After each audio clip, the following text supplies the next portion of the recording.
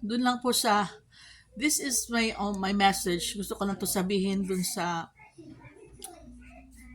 Philippine President Bongbong Marcos, Liza Marcos, Martin Romualdez, and your allies, your alipores, your cronies, General Bronner of the AFP,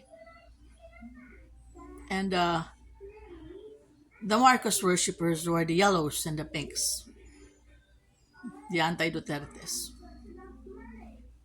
Tatanungin ko lang kayo, tatanungin ko lang, takot po ba kayong mamatay? Kasi 'di ba lahat naman papunta doon. Lahat tayo every soul. And we enter this world alone. 'Di ba? We are born into this kahit nga twins, they are born iba-ibang oras, ilang minutes, ilang seconds ang paglabas nila out of their mother's womb. So ganyan tayo lahat, even the animals. So ganun din when we exit this world, it's the same. We leave this world alone. Nag-iisa. And I tell you, all of those rituals, all of those money and wealth and power and all the spiritual rituals that you've been doing, I know, the occult, because to reincarnate again, reincarnation and all of those cannot save you. It cannot save you from entering the spiritual life, no? Of kung ano ang nandoon, kung anong nasa dako pa roon when we cross the afterlife, the another dimension, no? The astral world. And after that, what? Iba-iba po eh. And to tell you this, yung mga maraming nagawang kabutihan, yung mga totoong nagsaservisyo sa Diyos, sa pamilya, sa Diyos, those with pure intention sa kanilang hearts. Okay, on the human side, andun yung takot, di ba? Na mamatay, anong feeling, anong klaseng pagkamatay, iba-iba eh. But you will, that person, those people, will still have the assurance that, na hindi rin sila matatakot because they know God is on their side. God is within them.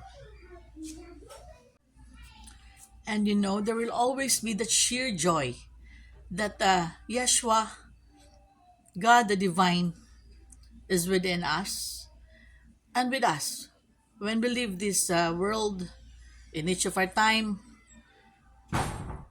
and what is waiting for us there on the other side, we know that it is the love of God within, because we have served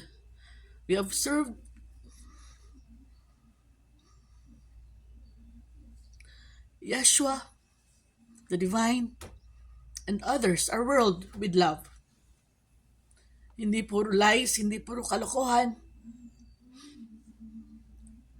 Because the pain and the suffering of the Filipinos, or of any human being and animal, is sacred. It is sacred, of any innocent life, of any life that is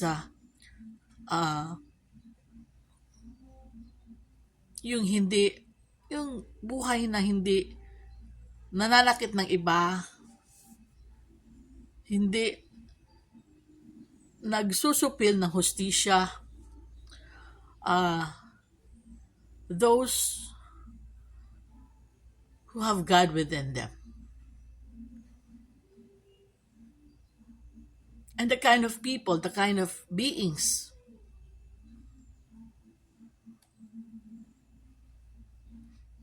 will not be afraid to face death when their time comes.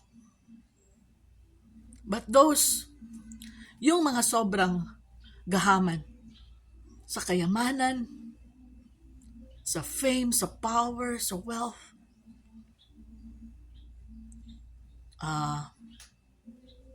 who sow injustice in this world, who lie up to their very deaths. Yun ang mga takot. Yun ang mga takot sa kamatayan. Because if you are doing good in this world, and if you have God within you, hindi ka takot. You're not afraid of death. You won't be afraid of death.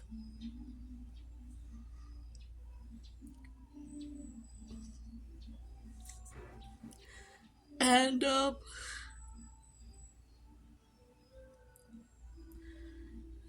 if you still have that Filipino spirit in you, if you still have that humanity and that soul, kung may kaluluwa pa kayo, naiiwan sa inyong mga sarili, kung may pagmamahal pa kayo naiwan para sa Pilipinas at para sa mga kapwa Pilipino na naghihirap ngayon, you will make that sacrifice to resign and to allow and to give Vice President Sara Duterte a chance to heal and to lead and to repair our country right now. And people, we know very much that she is so able. She's very able to lead than you. I am a light worker, Philippines and world. And kahit anong sabihin nyo,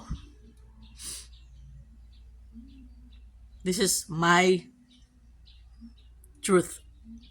My truth. For the sake of your father's memory, Mr. Marcos, please resign. And please allow Vice President Sara Duterte to take over and to repair and heal our country, to lead our country. And on the 2028 elections, then, you run again if you want to. And she can run again. Yun lang. Ilang years na lang naiiwan. Pero sana naman, huwag niyong ipagkait ito to the Filipinos who are suffering so much. Because their pain, their tears, are also sacred, Mr. Marcos. God is within me and them.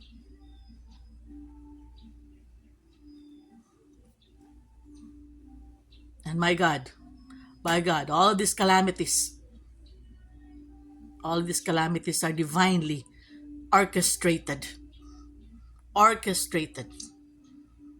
It's not to protect you, but it is to awaken the likes of you and many more others to the truth of spirit, of the divine,